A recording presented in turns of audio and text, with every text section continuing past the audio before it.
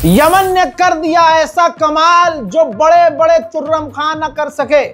जो काम ईरान भी नहीं कर सकता वो काम कर दिया अकेले यमन ने। यमन ने ऐलान किया है, यह है यमन के ऑफिशियल्स का वीडियो। दोस्तों, ऐलान किया है यमन ने कि CIA अमेरिका की, मूसाद इजराइल का और सऊदी अरब की इंटेलिजेंस तीनों मिलकर जॉइंट ऑपरेशन चला रहे थे यमन के अंदर, और ये तीनों मिलकर खतरनाक काम कर रहे थे। यमन की हमारी इंटेलिजेंस ने इनके कई सारे एजेंट्स को पकड़ लिया है, गिरफ्तार कर लिया है, और यमन ने CIA, मूसाद और सऊदी अरब के जो स्पाई सेल हैं उनको तगड़ा झटका दिया है। तो दोस्तों, ये काम इस तरह से जैसे यमन ने किया वैसा आज तक कोई न कर पाया। मिडिल ईस्ट स्पेशल रिपोर्ट में आपको यह भी बता दूं कि जब सारी दुनिया में पाकिस्तान नंगा हो गया, पाकिस्तानियों ने ही ये कहना शुरू कर दिया, सवाल करना शुरू कर दिया कि तुम अल्लाह का नाम लेकर, हुजूर का नाम लेकर, अल्लाह की फौज का नाम इस्तेमाल करके गद्दारी गज्जा से कर रहे हो। इजराइल के लिए गाजा में फौज तैनात करके इजराइल का काम पाकिस्तान की फौज करेगी। और जब पाकिस्तान का ये हरामी शरीफ, मतलब शहबाज शरीफ, जब पूरी दुनिया में नंगा हुआ तो अब पाकिस्तान कदम पीछे खींच रहा है।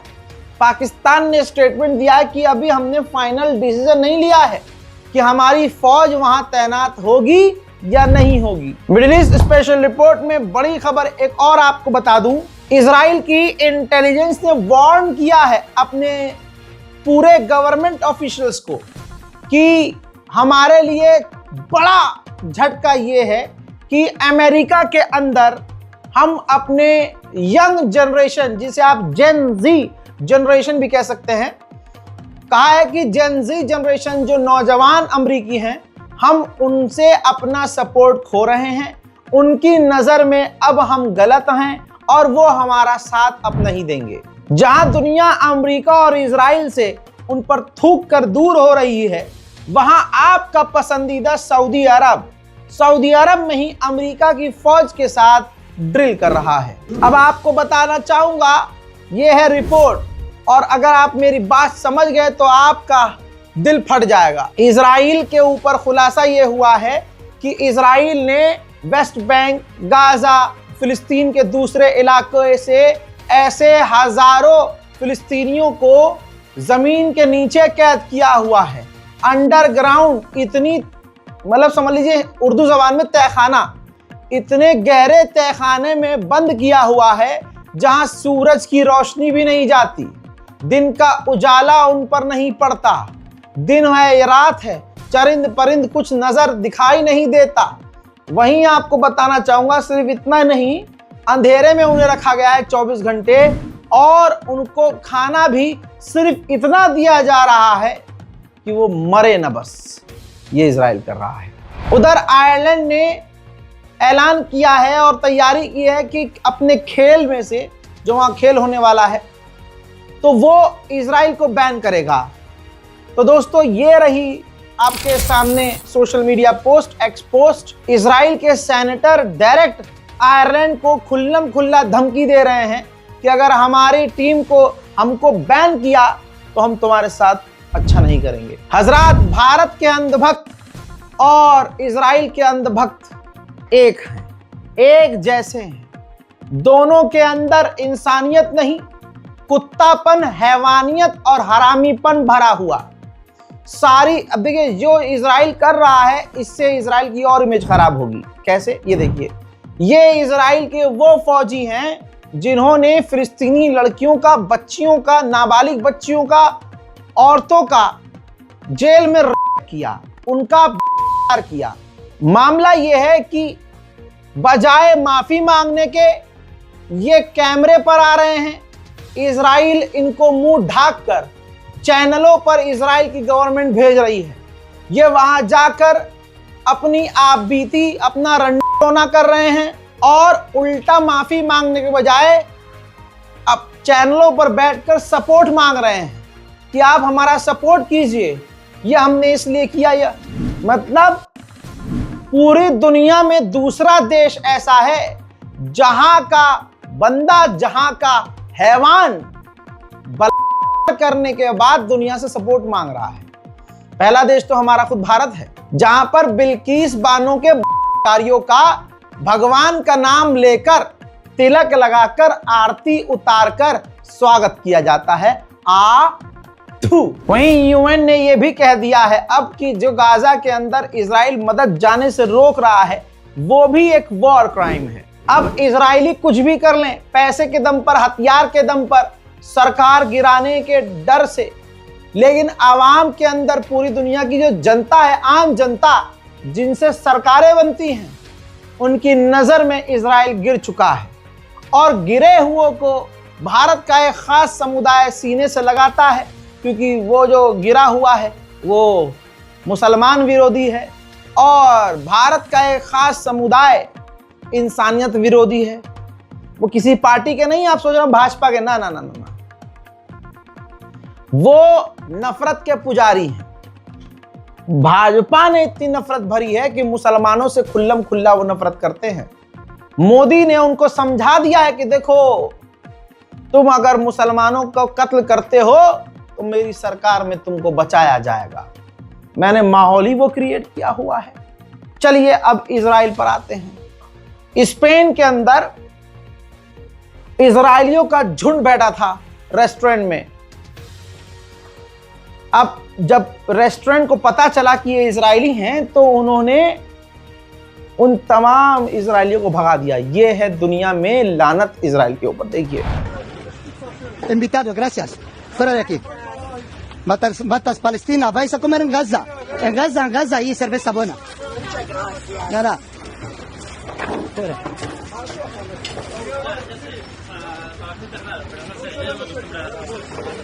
Hijos de puta, matan gente, vienen a hacer vacaciones. Fuera de aquí. ¿Qué hace estos zapatos? ¡Viva no! ¡Viva Palestina! ¡Libre! ¡Viva Palestina! ¡Libre! ¡Libre! ¡Libre! सरकारें कुछ भी कर लें, लेकिन पूरी दुनिया की जनता इस बात को समझ चुकी है कि इजराइल की औकात और इजराइल कितना बड़ा हैवान है। अब बरतानिया क्या कर रहा है? पिछले कई महीनों से, सालों से, 2 साल से जहां प्रदर्शन हो रहे हैं, फिलिस्तीनी प्रदर्शनकारियों को, फिलिस्तीनी ब्रिटिश समर्थकों को गिरफ्तार कर रहा है, मार रहा है, उनका मुंह फाड़ रहा है, गोलियां तक चला रहा है, जेल में डाल रहा है। लेकिन हो क्या रहा है? क्या प्रदर्शन रुक गए? नहीं। ब्रिटेन में आज भी, अभी भी, इस वक्त भी जबरदस्त प्रदर्शन हो रहा है इजराइल के खिलाफ, फिलिस्तीन के समर्थन में। देखिए,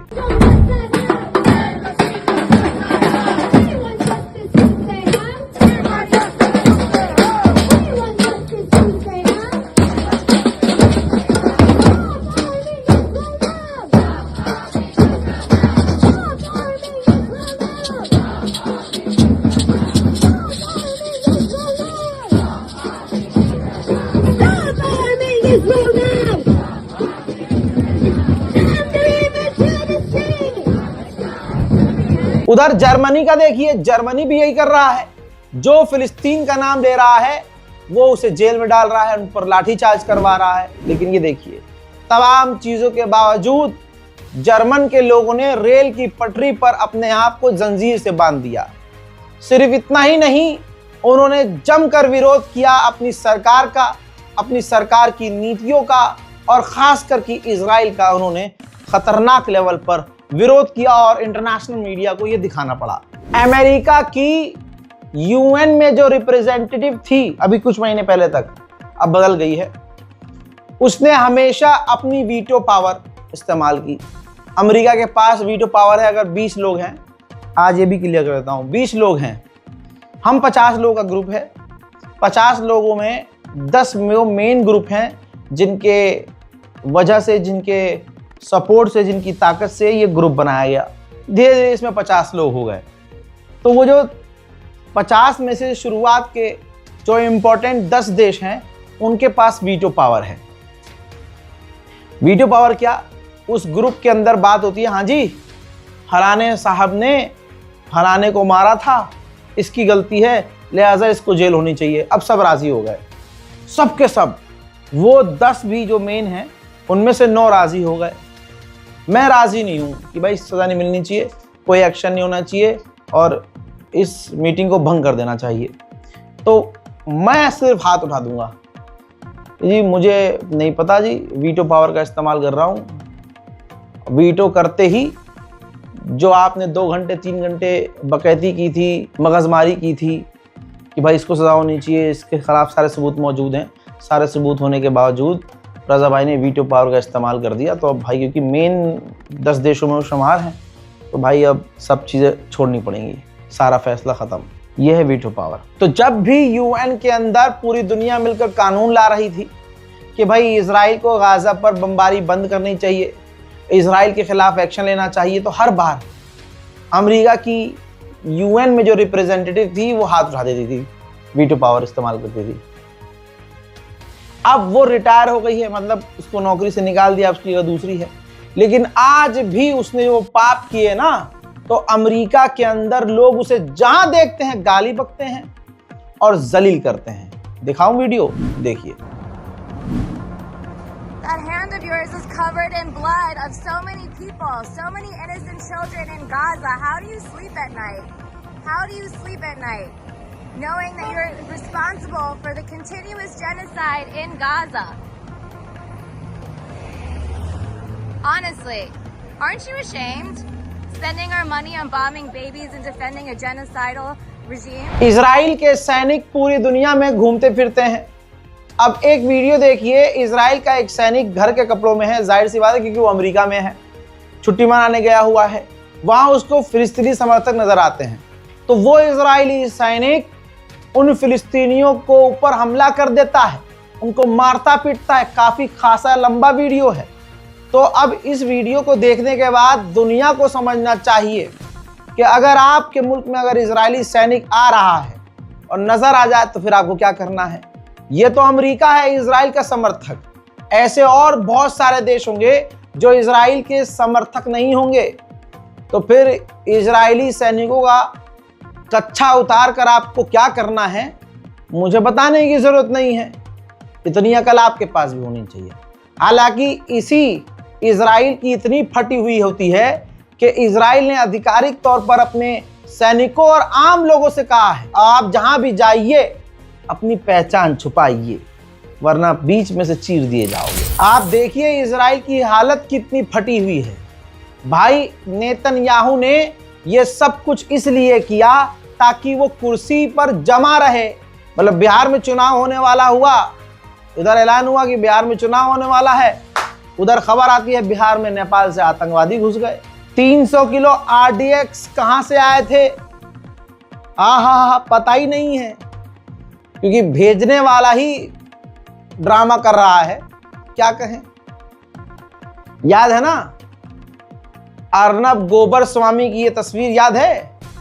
ये है अर्नब गोबर स्वामी, देश का गद्दार। इस हराम के पिल्ले की चैट वायरल हुई थी, याद है? कि मतलब ये धमाका ऐसा है जैसे हम जीत गए, और बहुत सारी, जिससे ये साफ जाहिर हो गया कि जिसने आतंकी हमला किया था उनके साथ इसके गहरे संबंध हैं और बड़े बड़े भारत के दिग्गज नेताओं का इसमें अहम किरदार है। फिर उसके बाद अजी नाम पूछ के मारा है, जी नाम पूछ के मारा है पहलगांव में, ये प्रोपेगेंडा चलाया गया। समझ में आ रहा है? हाँ, कुर्सी पर बना रहे अगला आदमी। अब वोट चोरी सामने आ गई।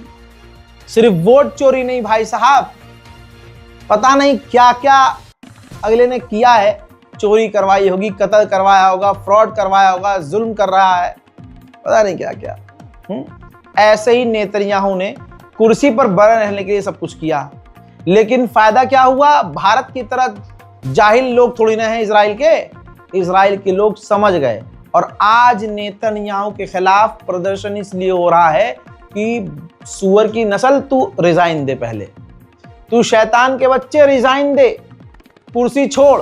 देखना है प्रदर्शन, देखो अंधभक्तों।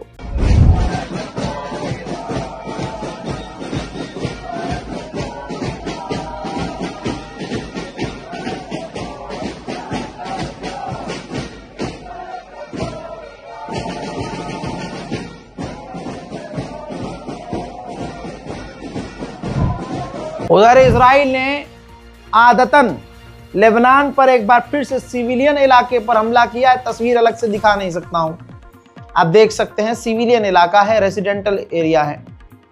3 आम लोग मारे गए हैं और जितने अरब के हिजड़े हैं, अरब के लोग हैं, खामोश बैठे हैं। लेबनान के अंदर दोस्तों जो बुलडोजर्स काम कर रहे हैं इलाकों में, इजराइल उन बुलडोजर को, तस्वीर देखिए, बुलडोजर्स को निशाना बनाकर उन पर बम गिरा रहा है।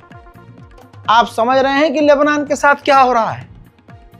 हालात बिगड़ चुके हैं। बस दुआ कीजिए कि परवरदिगार लेबनान के जिगर में हिम्मत दे, मोहम्मद और आले मोहम्मद के सदके, अपने नबी के सदके लेबनान के जिगर में ताकत दे कि वो पूरी तरह से अमेरिका और इजराइल के खिलाफ होके कमर बांध ले। कि हिजबुल्लाह भले ही हमारे लिए अच्छा सोचता हो या बुरा सोचता हो, लेकिन लेबनान की आवाम खुल्लम खुल्ला अब इजराइल के खिलाफ है।